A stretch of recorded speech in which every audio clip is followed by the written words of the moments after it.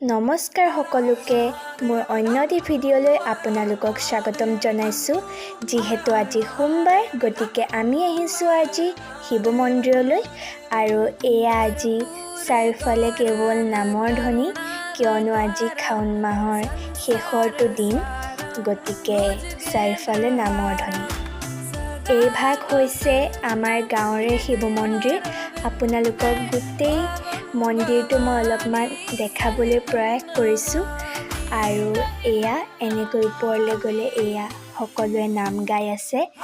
লগতে এয়া আমাৰ মন্দিৰটোৰ সন্মুখৰ দৃশ্য আৰু ভিতৰৰ এইপিনে আমাৰ মহাদেৱ আৰু সকলো ভক্তবৃন্দই এয়া তেওঁৰ সন্মুখত চাকি জ্বলাই থৈছে।